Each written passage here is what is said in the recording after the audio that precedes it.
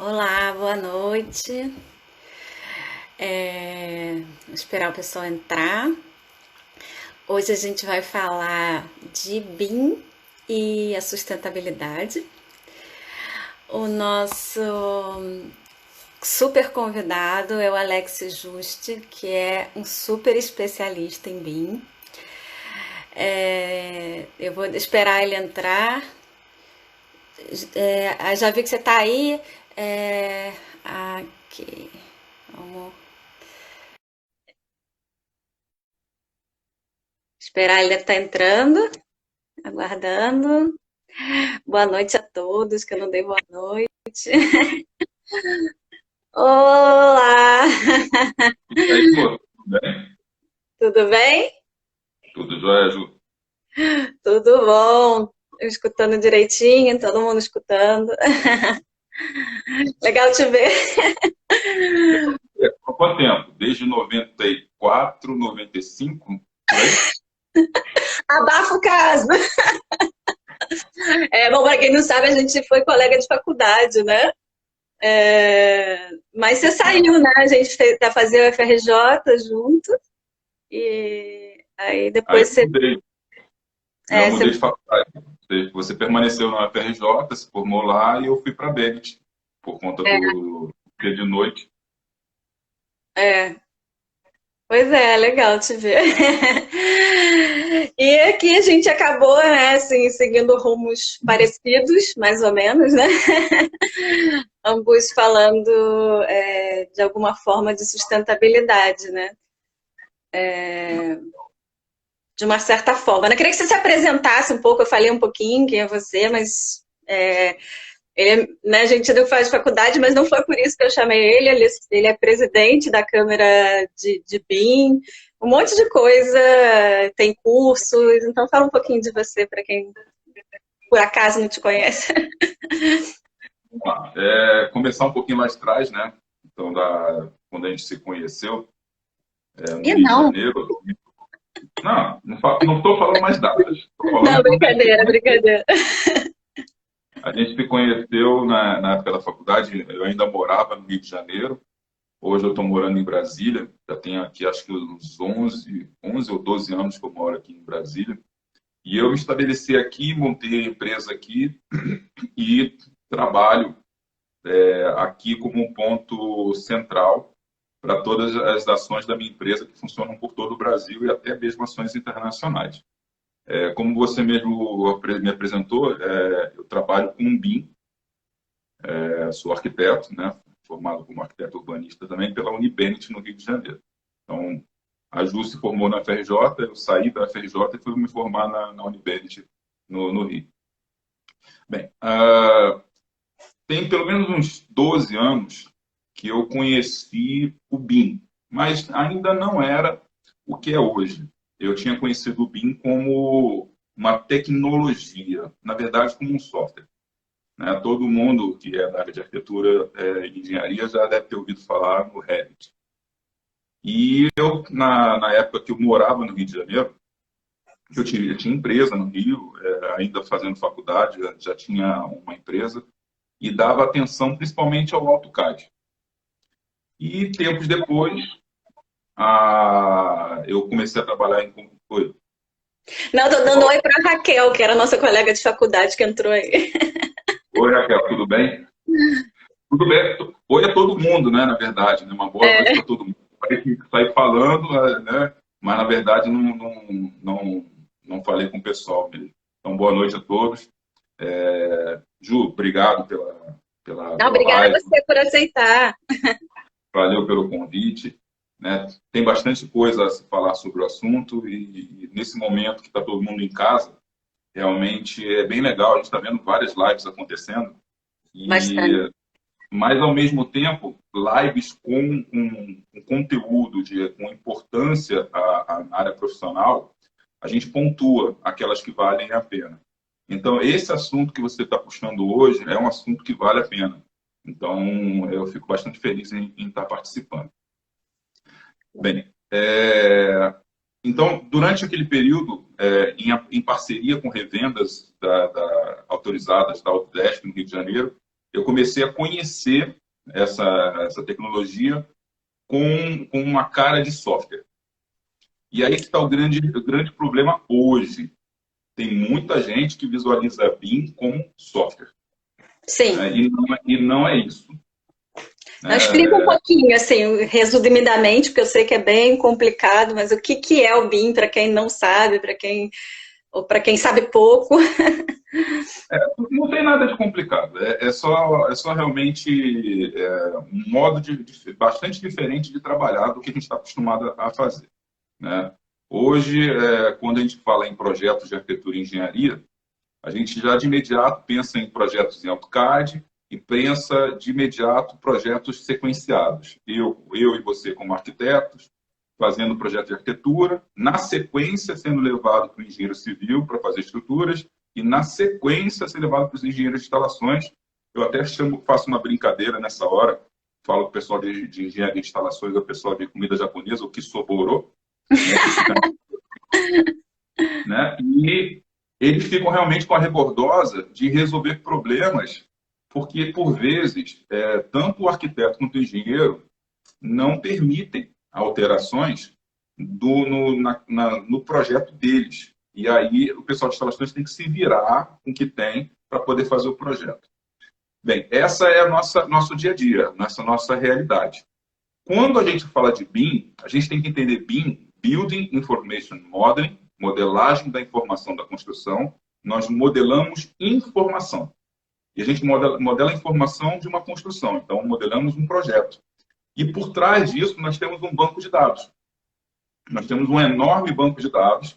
Conforme a gente está fazendo a modelagem, a gente está projetando, a gente está construindo o banco de dados para utilizar das informações num futuro próximo. E essas informações vão ser utilizadas em várias áreas, né? Na área de orçamento, na área de planejamento, na área de manutenção predial, gestão. E a gente vai poder se aproveitar bastante disso. Mas o que a gente precisa corrigir hoje no nosso pensamento é que BIM não é tecnologia apenas, é metodologia. E essa metodologia, ela, na verdade, ela está sustentada por 3 grandes pilares. O pilar tecnologia, aí sim, nós temos hardware e software, que é direcionado a isso. Nós temos pessoas e nós temos processos. Juntando esses 3, aí sim nós temos a metodologia BIM de trabalho. Né? Então, quem usa BIM como software e não tem novos processos de gestão de trabalho, de coordenação de trabalho, contratos, tudo isso muda. Né? Se ele não estiver preparado para isso, não adianta ter um maravilhoso software como o Revit na mão, porque não vai adiantar nada. Porque eu preciso envolver pessoas nesse sentido, envolver a minha cadeia produtiva. Meus clientes têm que estar envolvidos nisso, devem estar envolvidos nisso. A minha equipe deve estar envolvida nisso, meus parceiros devem estar envolvidos nisso, todo mundo tem que estar envolvido nisso. É o que a gente chama de projeto integrativo, né, na sustentabilidade. Até no nosso curso a gente dá um módulo de processo integrativo que é, né, você envolver tudo desde o começo, né? E não adianta só ter o programa, né? Você tem que ter o pensamento, né, junto. Senão é que nem dar uma Ferrari para um adolescente que não sabe dirigir, né, tipo? Pois é. Pois é. Imagina que você tem um software como o Revit, como o ArchiCAD, tem vários outros, tá? Eu só estou chamando a atenção dos mais conhecidos. A gente tem realmente uma Ferrari na mão. A gente tem uma Ferrari que desenvolve projetos com muita rapidez, muita agilidade. Só que não adianta nada se você não souber dirigir. Exatamente. Então, a teoria é muito importante por trás disso tudo. Quando normalmente eu dou uma palestra, principalmente em faculdade, os alunos estão saindo lá, estão naquele momento que estão aprendendo o AutoCAD ainda, né? E aí, de repente, dão de cara com o software BIM, eles olham para a cara dos professores e perguntam assim, por que a gente está aprendendo o AutoCAD, né, tendo um software que vai desenvolver corte automático, né, que vai desenvolver perspectiva. Né? Aí, opa, pera lá, vão frear, não é bem assim. Não adianta nada ter um software maravilhoso como esse, que gera um corte automático, na verdade, automatizado, existe diferença entre automático e automatizado, eu já vou explicar o que é. E você não entender o corte. Então, você precisa de bastante teoria. E como é que essa teoria é criada nas nossas cabeças quando em formação na arquitetura? Desenvolvendo desenhos, linha a linha. Eu tenho que saber interpretar um elemento que está distante, que está próximo de mim, por peso de penas. E a melhor maneira de se fazer isso continua sendo ou na prancheta ou no AutoCAD. Então, chegar num software que gera desenhos automatizados é uma segunda fase. O que seria automatizado e automático? Né? Quando o usuário toma a decisão sobre o software, né, do que ele deve fazer, é algo automatizado. Então, software, gere para mim um corte, e você aperta o botão, e isso é um processo automatizado. Quando o software resolve fazer coisas para você por conta própria, ou seja, ajustar todos os desenhos de um projeto, cortes, listas, fachadas, até quantitativo, por trás, sem que você veja, isso é um processo automático. Então, Revit, ArchiCAD, Allplan, como se diz? Softwares de engenharia, como o TQS, o WebEric, todos eles são softwares BIM e todos eles têm processos automáticos e automatizados. Certo? Hoje em dia, até mesmo o nosso conhecido SketchUp, ele já é considerado... Eu ia perguntar, porque tem gente que fala que o SketchUp é bem... A Raquel está falando que ela está começando a usar o ArchiCAD e que está achando incrível. É muito bom. A gente não pode... Eu sou especialista em Revit. Né? Eu mexo muito tempo com Revit, sou autor de livros sobre Revit. Eu sei. Né? Mas eu, de maneira nenhuma, eu desmereço o ArchiCAD. O ArchiCAD é maravilhoso. É muito, muito, muito bom.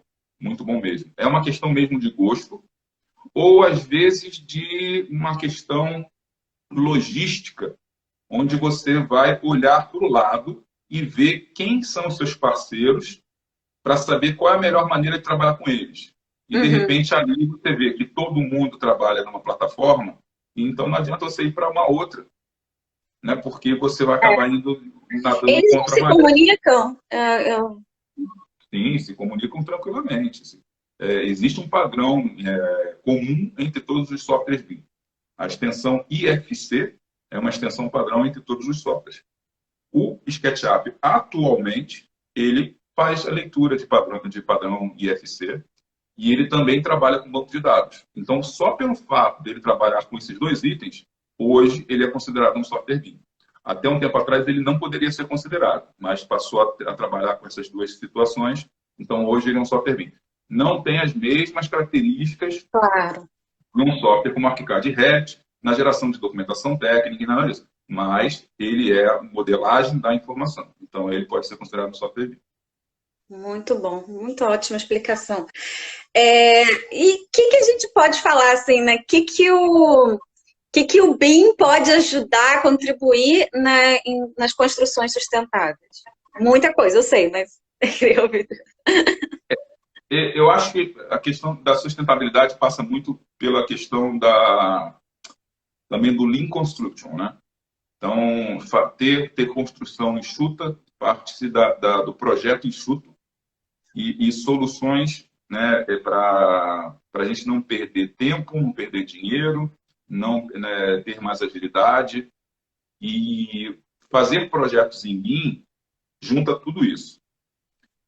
Quando a gente começa a pensar em sustentabilidade, existem várias vertentes, né, na área de sustentabilidade. Mas eu tiro alguns exemplos, por exemplo, um dos casos de eficiência energética. Como é que eu consigo hoje fazer uma análise de eficiência energética baseada em projetos feitos em CAD? Caramba, eu imagino que você, como especialista nisso, né, quando você começou... Tem que ter um outro software para já. Tem uma pergunta aqui que eu vou deixar para o final, tá, gente? Alguém perguntou alguma coisa que a gente deixa para o final as perguntas.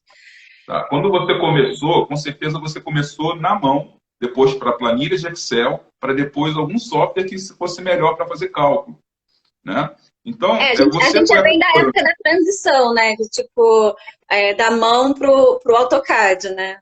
E hoje em dia é essa nova transição que...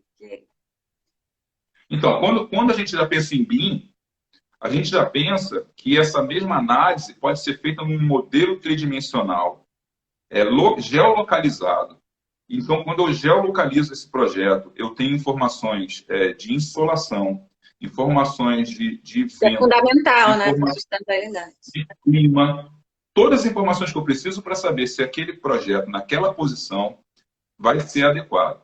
E aí eu consigo analisar questões de materiais aplicados ao projeto, índices diversos, né, índices de coeficientes térmicos, coeficientes disso, do coeficiente daquilo que a gente coloca, e os softwares vão analisar os ambientes. Né? Hoje, por exemplo, entre os softwares que a gente conhece que vão fazer análises, os da Autodesk, eles são o Ecotec e o Green Building Studio. Eles conversam, claro, com o Revit, né, tranquilamente. Mas eles têm alguns problemas em análise, inclusive que as certificadoras, principais certificadoras, LEED, Procel, Aqua, não aceitam as análises provenientes do software da Autodesk ainda.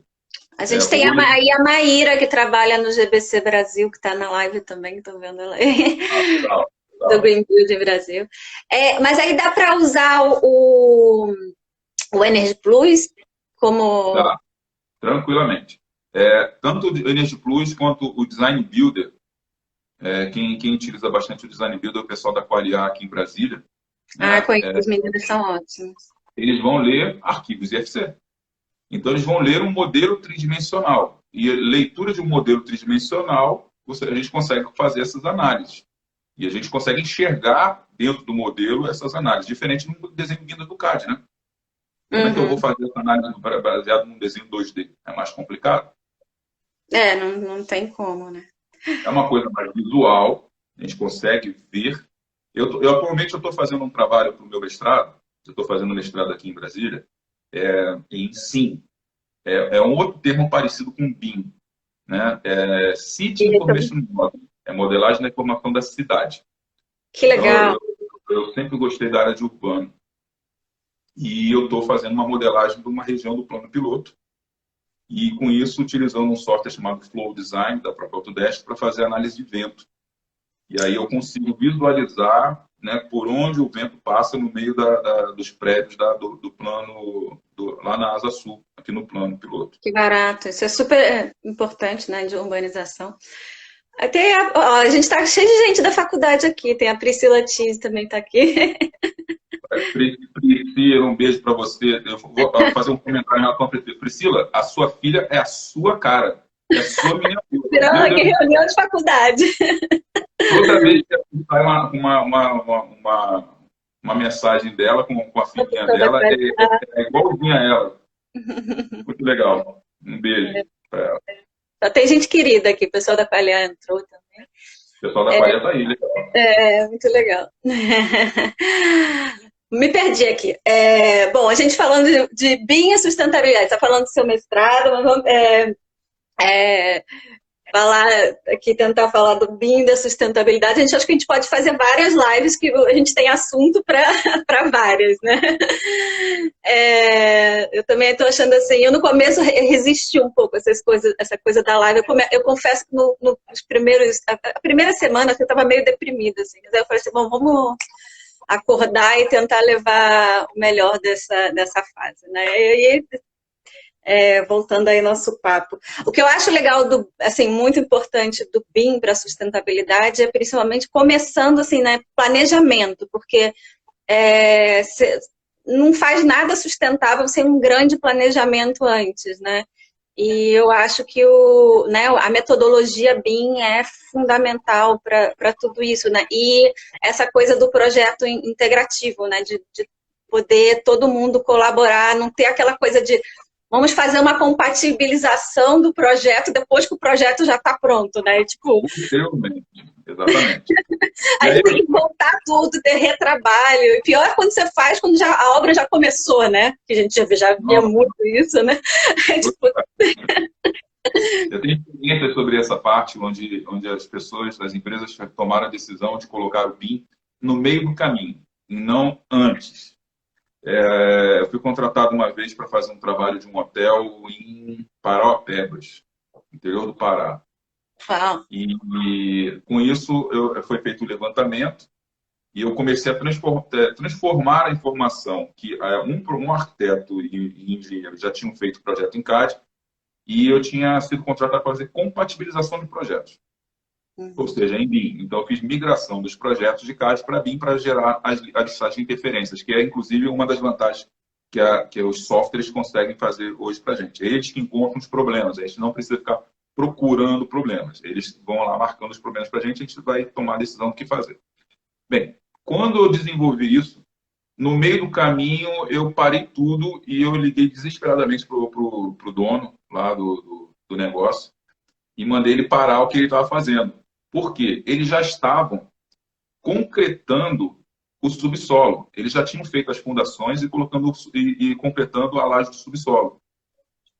E estava errado. Eu descobri tinha um andar a menos na escavação. Só Meu isso. Deus, só isso. Só isso. Eles confiaram na marcação do mestre de obras, aquela marcação não com fita métrica, mas com a fita métrica com uma mangueirinha de água e acabou. Já era. Um andar a menos. Tiveram que quebrar tudo para poder descer. Mais Você um vê, andar. aí é o que a gente fala, né? Como é que né, uma coisa dessa, como é que pode ser sustentável, né? Por mais incrível que o projeto seja, se você não tem um planejamento e essa coisa da compatibilização, meu Deus do céu. É muito Eu vou te falar complicado. uma coisa. Sustentabilidade não é apenas ter resultados sustentáveis. É ser sustentável também durante o projeto.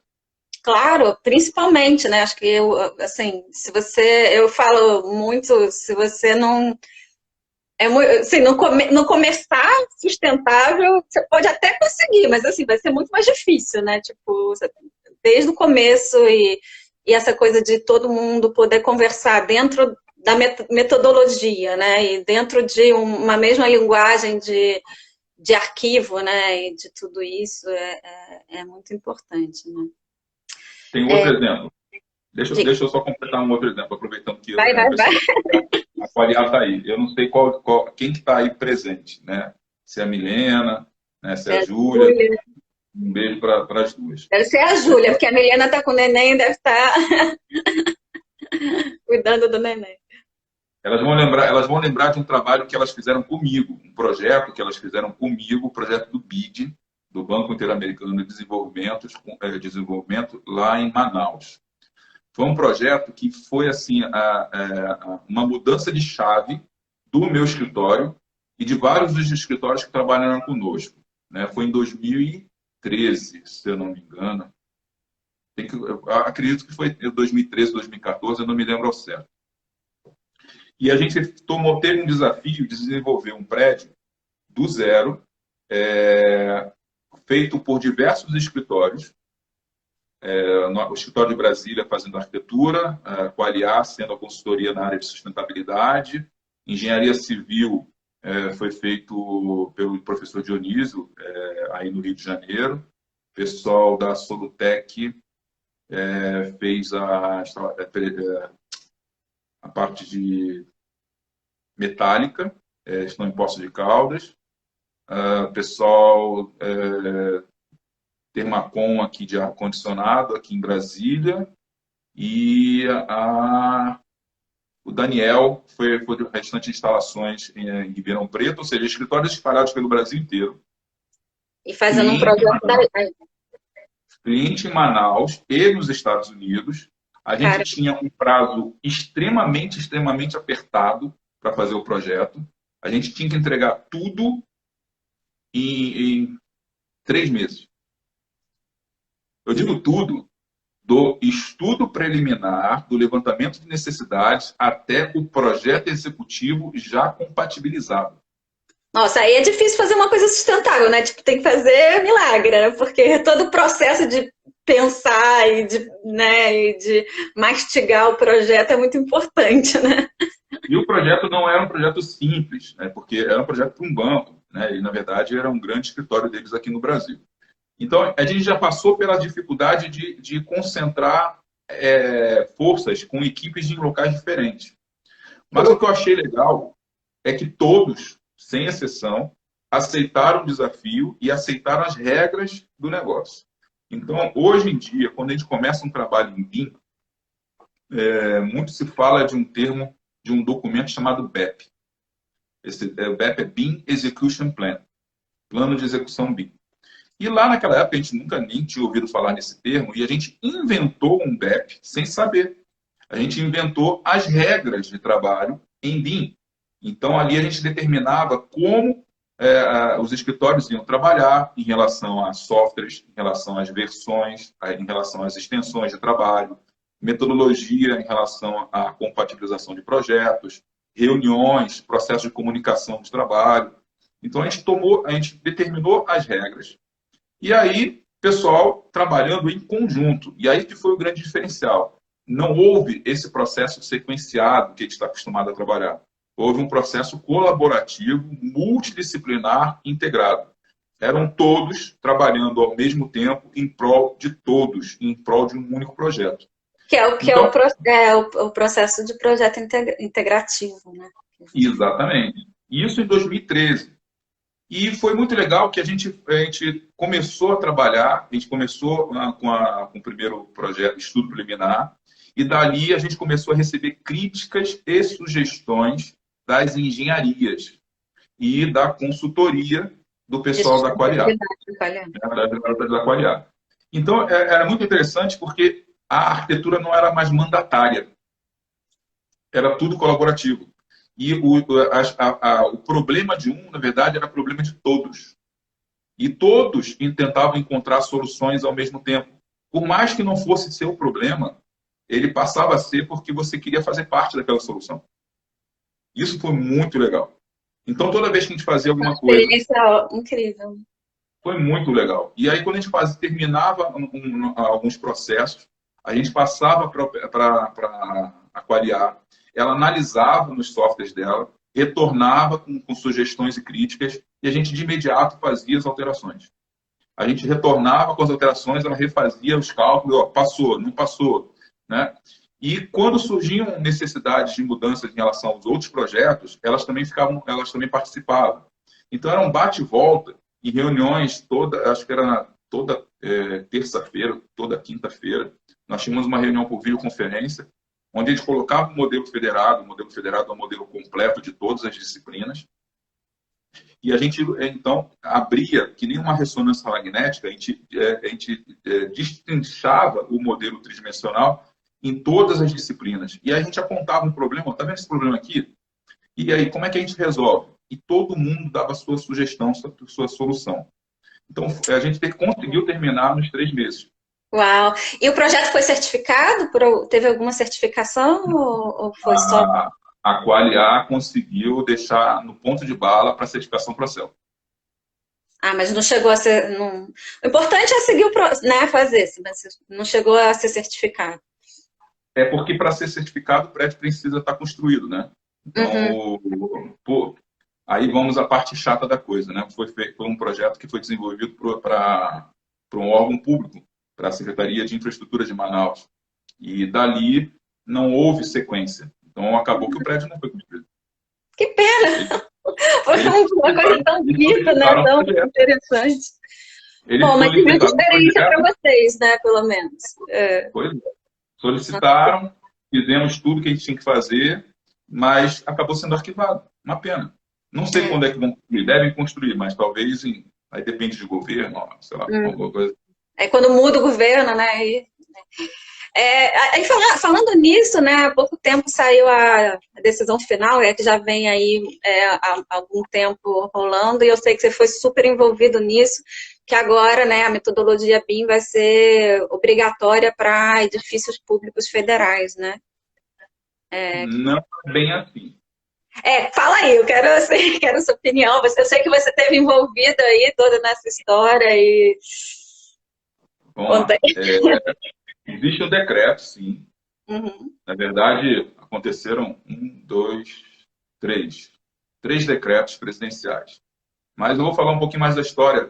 Vou falar da época ainda da ex-presidente Dilma.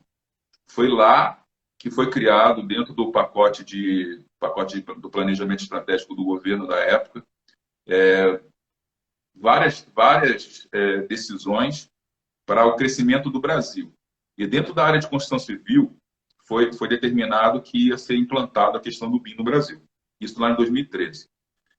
Aconteceu um movimento muito singelo a respeito disso, ainda nos bastidores, e poucas pessoas ficaram sabendo na época de uma movimentação junto ao Exército, que ficou responsável por isso. Tempo se passou, isso realmente começou a amadurecer internamente pelo governo, até que chegou no governo antes do Bolsonaro, foi o Temer. Chegou no governo Temer, teve o primeiro decreto presidencial falando sobre a disseminação do BIM no Brasil através da estratégia BIM-BR. A estratégia BIM-BR veio sendo criada através de um grupo de consultores e um grupo de órgãos do governo, inclusive vinculados à presidência da República, foram, então, criar um documento que determinasse, criasse uma estrada para que a gente pudesse utilizar o BIM aqui no Brasil. Não como lei, mas assim como uma estratégia. Olha, o Brasil, como estratégia, vai fazer BIM. E tem tudo a ver com transparência, né? Eu acho, né? Assim, e acho que numa coisa, né, que é do governo, que é público, eu acho que é fundamental, né? Essa coisa do custo, o BIM ajuda muito, né, nessa transparência, né? Por isso que eu acho que E, ao mesmo tempo, o governo começou a buscar parceiros estratégicos, ou seja, locais que já tiveram experiências positivas ou negativas, mas que pudessem dar subsídios técnicos para a gente poder fazer a nossa parte. Então, em algum momento lá atrás, o Brasil assinou um acordo bilateral com o governo do Reino Unido, onde eles já estavam muito mais adiantados nesse processo e a gente passou a receber informações deles de como deveria ser feito aqui no Brasil. Então, aí houve uma movimentação então, do governo com a contratação de consultores e eles sentaram e criaram essa estratégia BIM-BR. Tempos depois, essa estratégia, então, foi apresentada no decreto presidencial do Temer, onde falava-se sobre a utilização dessa estratégia e o principal objetivo de disseminar o BIM no Brasil. Aí que começou a ter um problema de interpretação. Mas esse problema de interpretação foi até bom. As pessoas começaram a interpretar que o decreto obrigava todos a trabalharem com BIM a partir de 2021. E o que, na verdade, não é isso. Mas não é para edifícios públicos federais, não? Então, vamos lá. Isso quem escreveu foi o governo federal, certo? Então, o decreto foi colocado, e aí tem o detalhe, que era exclusivamente para 5 projetos piloto do governo federal. E isso, então, quando do decreto feito pelo Bolsonaro, ele cancelou o decreto anterior do Temer, fez pequenas alterações, mas em nível de gestão do comitê mesmo, nada que mexesse no corpo principal, e reeditou e lançou novamente o decreto. E, recentemente, tem algumas semanas atrás, ele fez novamente um novo decreto. Uhum. Né? Mas esse decreto, na verdade, ele reafirmou, e para tirar as dúvidas, de que a obrigatoriedade é direcionada aos 5 projetos piloto. Marinha, Exército, Aeronáutica, DENIT e Aviação Civil. Não é para todos, então. Nossa, eu até publiquei isso no Sustentar, republicamos isso no Sustentar, porque, quer dizer, republicamos, na verdade, porque a gente republicou, acho que até de algum órgão federal mesmo. Então, mal. Eu estava achando muito legal. Muita gente interpretou dessa maneira que você interpretou. Sim. E aí eu volto a falar que essa falha de interpretação foi até boa, porque gerou um movimento. As pessoas... Sabe aquela situação da pessoa leu, mas não leu tudo? Só leu o título e já interpreta tudo que tem embaixo? Então, a grande maioria das pessoas estava fazendo isso. E aí a gente começou a escutar várias pessoas. Ah, obrigatoriedade a partir de 2021.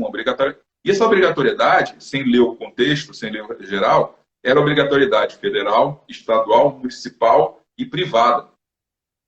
Ah, não, o que eu entendi foi só federal, que nem, por exemplo, o Procel Edifica é obrigatório, acho que desde 2014, se não me engano, o pessoal da Qualia pode me corrigir, que todo edifício público federal tem que ter o selo Procel Edifica, teoricamente. Então, achei que era a mesma coisa, era tipo assim, para os mesmos para as mesmas edificações públicas federais. Não é, então. Não é. Quer dizer, então muita gente fez essa interpretação. E a gente teve que ir corrigindo aos poucos. Né? E esse último decreto, ele veio realmente reforçar que, olha, somente os projetos públicos federais, Exército, Marinha e Aeronáutica, aqueles que eu acabei de falar, e que aqueles órgãos públicos que tiverem interesse podem começar a fazer sua implantação, podem começar a migrar. Mas não é obrigatório. Obrigatório é só nesses 5 casos. Entendi. Isso. Aí aconteceu de ter decreto estadual. Nós temos o decreto do Rio de Janeiro, tem um decreto estadual, o mesmo decreto federal, só que em nível estadual, assim como o Paraná também tem. Mas só para com exceção ou para todos? Como assim, exceção para todos? Não, como no federal, que é só para esses 5 casos, ou no estadual é para todo edificação estadual? Ju, eu vou ser sincero que eu não li na íntegra os decretos. Não dá para saber tudo. Mas eu sei que todos eles colocaram na parte inicial dos objetivos do decreto que eles estão seguindo a ideia do decreto federal. Entendi. Agora, em que órgãos do Estado e do município? E aí tem um municipal, Cachoeiro de Itapemirim. Foi o primeiro município a lançar um decreto municipal. Inclusive, semana que vem, o BIM Talks, que é toda quarta-feira, vai ser sobre o decreto municipal de Cachoeiro de Itapemirim. O pessoal da prefeitura vai participar comigo lá no BIM Talks. O Alex tem né, o canal que vocês fazem o BIM Talks toda quarta-feira, né? Toda quarta-feira. Só que não é aqui no Instagram, né? No YouTube, né? Eu tô até pensando em migrar para o YouTube, porque fica melhor gravado, né? E dá para... Eu tava vendo até uma das coisas que eu queria conversar com você, que tava vendo o BIM Talks da semana passada, né? Que vocês estavam falando sobre um hospital que foi construído agora, né? Para o coronavírus e que usou a metodologia... Um hospital de campanha, né? Na verdade, esse hospital foi um grupo de pessoas em Santa Catarina, um grupo de profissionais de Santa Catarina que são especialistas em BIM e resolveram se unir para desenvolver um projeto em BIM. E o que a gente já conversou aqui, a gente já vê até como consequência, né? Desenvolver projetos em BIM gera sustentabilidade no projeto. Então, a gente vai ter um projeto que vai ser mais barato, que vai ser mais justo, que vai ser mais rápido. Então, eles conseguiram fazer um hospital de campanha num período muito pequeno, de algumas semanas, acho que 2 semanas, 3 semanas, não sei ao certo. Foi bem rápido, completo, totalmente compatibilizado, isso levando em consideração toda a complexidade de um hospital mesmo, e ao custo de 5 milhões e algum. 5 milhões e algum. Eu vi o vídeo, gente, é super interessante, está lá no YouTube do Alex, BIM Talks, super interessante. Eu vi os slides, achei incrível, muito legal. E esse hospital, ele vai ser, o projeto do hospital, ele vai ser doado para as prefeituras que quiserem o projeto desse hospital. Então, foi doação. Nossa, eu fico até emocionada, que bacana. Então, todos os profissionais que quiseram colocar a mão na massa no projeto, doaram o projeto. Que bonito. Isso é mais sustentável ainda, né? Porque quando a gente fala de sustentabilidade social, né? Que tá aí, tanta gente ajudando, né? Aqui o hospital que está sendo construído aqui em Águas Lindas, de Goiás, aqui do lado de Brasília, saiu ao custo de 10 milhões e alguma coisa. né? Então, eu tenho escutado valores dos hospitais que estão sendo construídos por conta da Covid, e tem sido, já escutei 40 milhões, já escutei 10 milhões, e esse que o pessoal fez em Santa Catarina custou 5 milhões e 600. Eu não sei o valor certo, mas 5 milhões e alguma coisa. Eu lembro dos 5 milhões, alguma coisa, mas, bom, 5 milhões, muito. Modulado, então ele pode ser expandido. Ficou muito legal. E isso é uma Não, coisa também importante do BIM, né? A gente pode fazer projetos modulados, espelha, e a gente já tem as informações de desenhos já corrigidos, quantitativos já corrigidos de forma bem rápida. não, incrível, né? Mais uma vez, né? A transparência de que né, tudo isso, a facilidade, a comunicação. Uma coisa que a gente não falou também, né?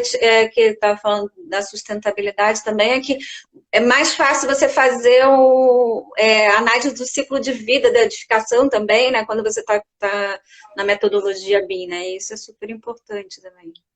Consegue. A gente consegue fazer diversos tipos de análise. Existem softwares de analisar praticamente tudo. Até a emissão de carbono da edificação e tal, mas numa metodologia BIM é muito mais fácil você, né, fazer isso.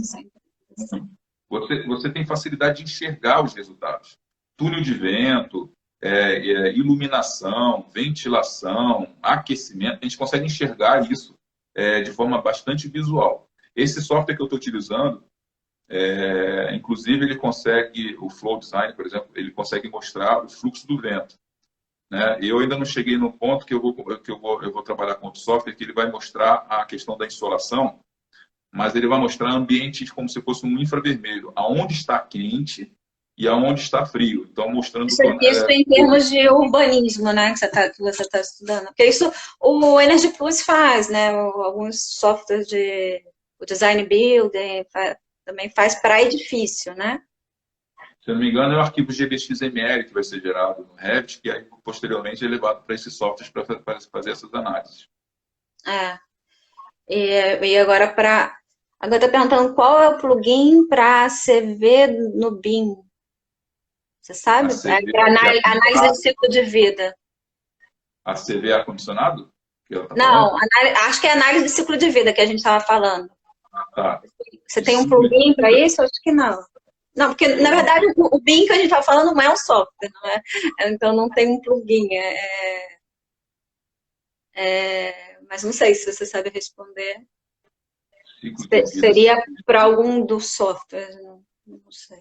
Eu posso pesquisar. Não é uma área que eu domino, então eu vou ser sincero que eu não sei.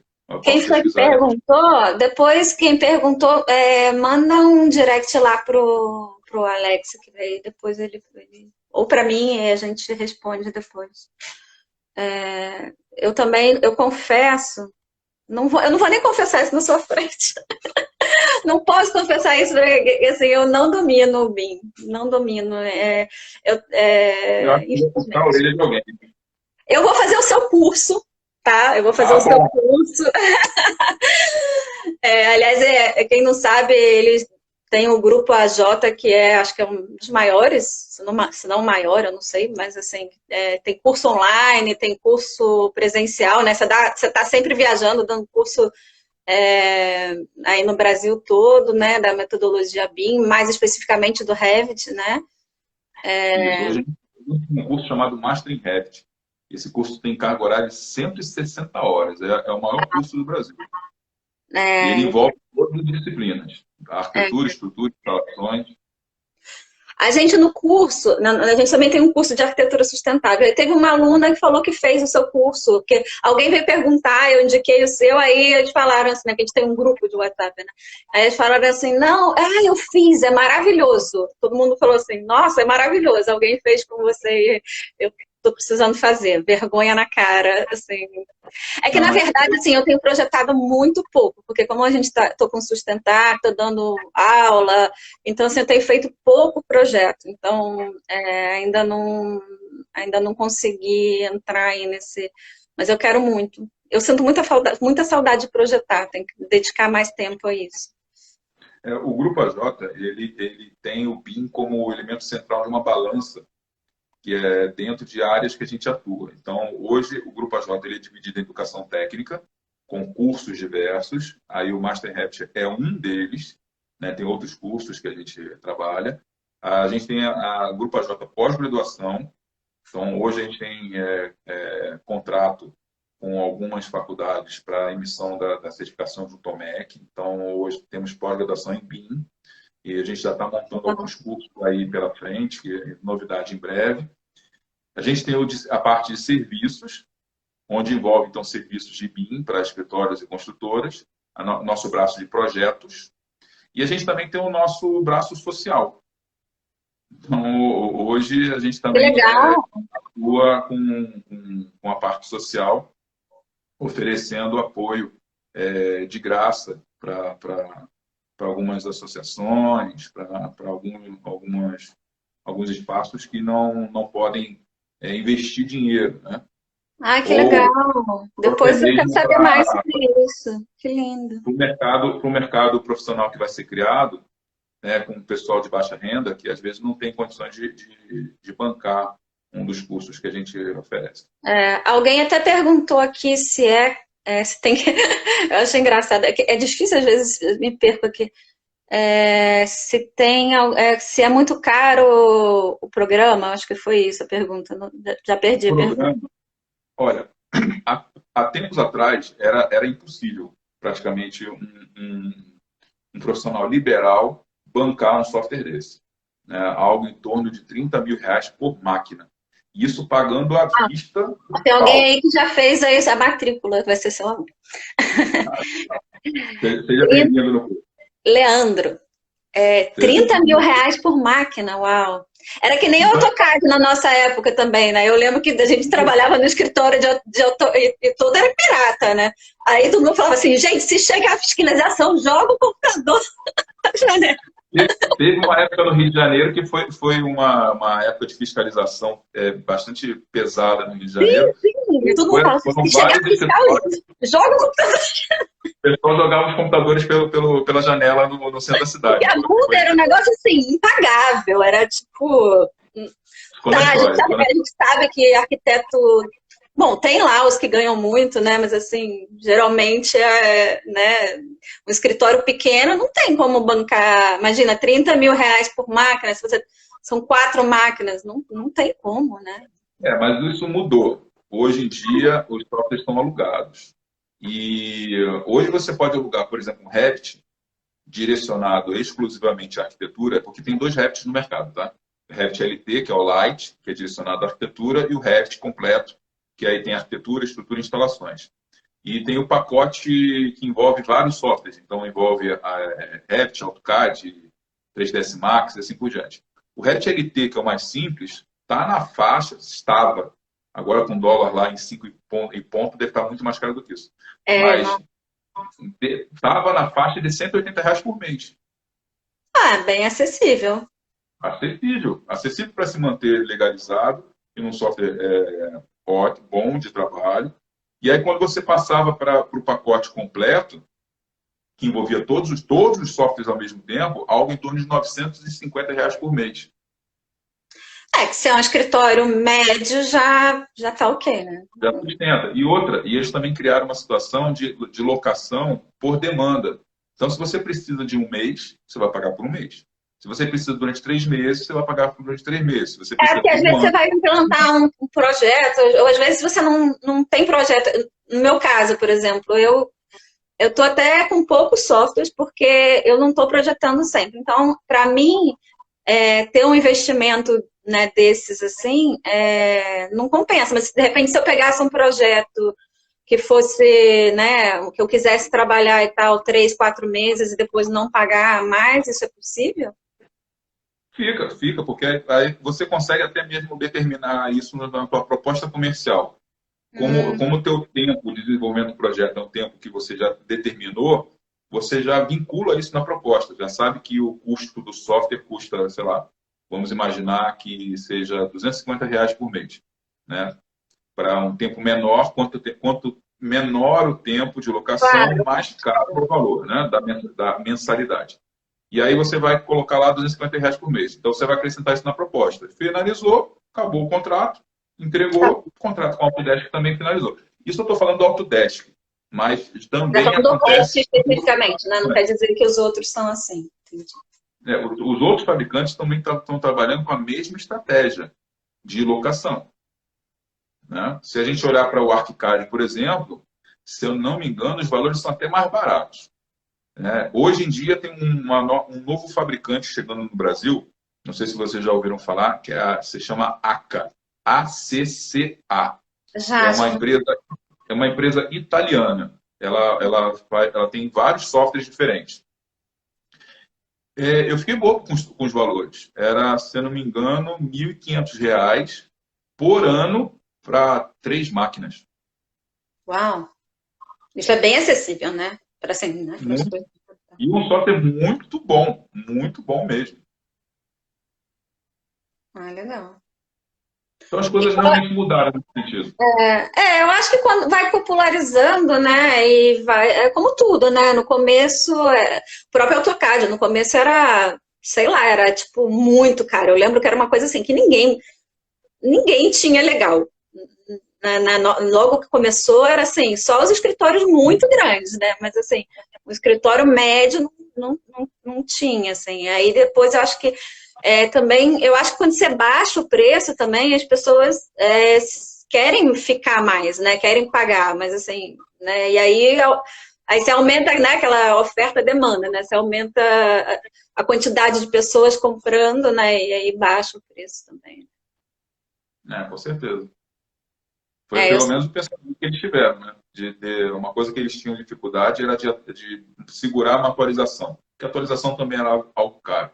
E as pessoas deixavam de fazer atualização e permaneciam nas versões antigas. Aí eles foram começando a cortar a atualização, ou seja, só podia fazer atualização de 3 em 3 anos, até ter 3 anos, ou seja, perdia a licença antiga, então ela não tinha mais validade. Você acabava tendo que comprar novamente. E as pessoas começavam a trabalhar com softwares pirata.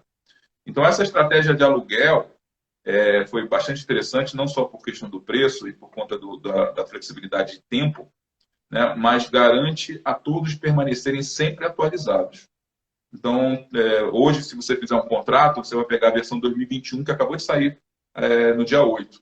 Dia 8 houve lançamento de toda a família 2021 da Autodesk. Então, você fazendo um contrato hoje, você tem durante um ano inteiro essa licença disponível. Mas se fosse lançada a versão 2022 no meio do caminho, você teria direito a essa licença 2022. Ela faz parte do contrato. É bem legal. Gente, a gente está falando aqui de pirata, mas ó, pirataria é crime e não é nada sustentável. Uma coisa que a gente fala na sustentabilidade é que, assim, tudo tem que ser legalizado, né? Isso é uma coisa que eu acho que o BIM pode ajudar bastante, até na obra, né? Se tiver, você pode ter o prédio mais incrivelmente projetado, mas se tem um monte de trabalhador lá sem condição de trabalho ilegal e não sei o que, já a sustentabilidade também já cai né? Porque o social é importante, né? Então qualquer coisa que seja ilegal não é legal. Tem uma frase, Ju, que um amigo meu sempre fala para mim, que eu acho bem legal nessa hora, né, do convencimento. Se você chega para um cliente seu que já está no meio do caminho e tenta oferecer seu serviço depois que esse trabalho começou, qualquer R$ 1 a mais para ele é caro. Porque ele não tinha isso no centro de custo dele. Então, para ele é desperdício, algo assim. Agora, antes da coisa começar, se eu colocar 1 milhão na minha conta, eu determinar que meu trabalho custa R$ 1 milhão, e ele perceber que aquilo tem valor, não preço, valor. Né? Ele pode ver que aquele valor, aquele preço, pode ser diluído mais tarde no resultado final do que, vamos imaginar que seja a construtora. Então, ele vai diluir isso pelos prédios, pelos apartamentos que ele vai vender. Então, se torna barato. Né? Então, o combinado não é caro, né? Já que dizia meu pai, combinado não é caro. Está combinado, não tá, nada que esteja combinado não é caro. Olha só, a gente tem mais poucos minutos. Alguém tem alguma dúvida, alguma coisa que a gente possa responder aqui agora? Eu me perco um pouco aqui nos comentários, não sei se você está vendo. Mas deixa eu... primeira tá? vez que eu faço aqui, né, no Instagram, então realmente é complicado ficar mantendo. Eu tenho Hoje. feito, assim, as últimas semanas, mas eu confesso que eu não sou expert, não. Eu vejo que tem gente até que... Você falou que dá para colocar imagem, eu não sei colocar. Eu ainda não estou muito assim, não. Eu acho que não tem pergunta, não. Peraí, isso que eu vi aqui foi alguém tem que ter muita grana para estar. Aqui o Leandro falando que já fez a matrícula com a Jamila. Deixa eu ver. Acho que não tem pergunta, não. Não sei, a gente tem mais, acho que 5 minutinhos para antes porque o Instagram ele corta, né? Então, não queria que cortasse a gente falando assim no meio do Tá. caminho. Ele corta, quando dá uma hora exata, ele corta. Pessoal, vou deixar então uma mensagem final. Quem não está utilizando o BIM hoje, tenta o mais rápido possível fazer essa migração. Né? Por quê? Houve mudanças radicais em relação a decretos, em relação federal, estadual e municipal, e isso vai se espalhar. Né? Então, por mais que vocês não trabalhem para o governo, hoje o governo é o principal cliente do mercado nacional de construção civil. Né? Então, principalmente Minha Casa Minha Vida. Então, já tem até uma visão do próprio governo Bolsonaro em colocar projetos do Minha Casa Minha Vida trabalhando obrigatoriamente com BIM. Então, Legal. quem não trabalhar com BIM vai estar fora do mercado. E isso tende a acontecer também na área privada. Todo mundo vai querer trabalhar por Em geral, né? Os grandes escritórios já trabalham, né? Assim. Exatamente. Grandes escritórios já trabalham com BIM. Então, vocês vão ter vantagens competitivas em relação à concorrência, vocês vão ter melhor qualidade, mais agilidade, melhores resultados, já começa por aí. Ok? Então, é um investimento de tempo e dinheiro que você tem que fazer nesse período, né? Aproveitando agora então, que está todo mundo parado. Gente, aproveita esse tempo, quem pode, né? Faz o curso aí do Alex. Então, aproveitem, porque o mercado ele é bem agressivo. Então, quem não tá... E a gente vai entrar numa crise aí, então você ter um diferencial, né?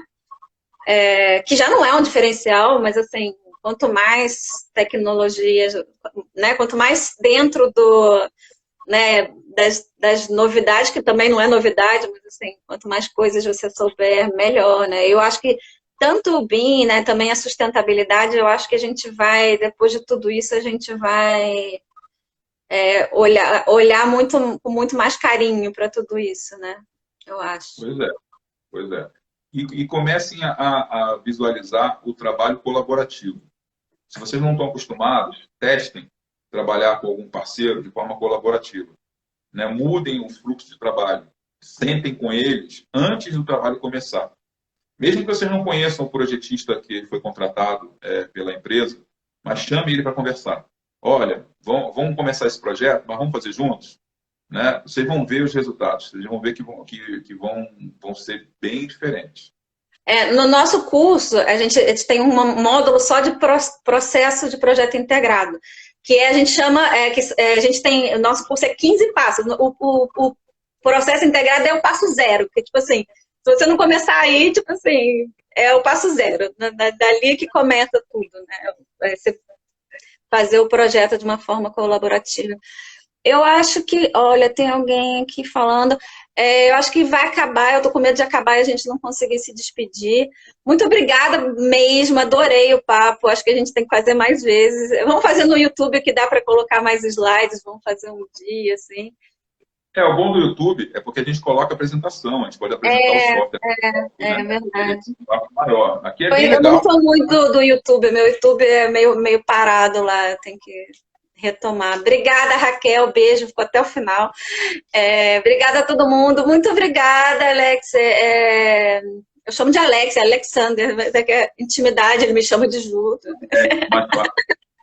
Eu prefiro que me chame de Alex, né, do que Alexandre, que tem muita gente que me chama de Alexandre. E ó, vai acabar 30 segundos. Então, no meu nome é Alexander, né, mas pode me chamar de Alex à vontade.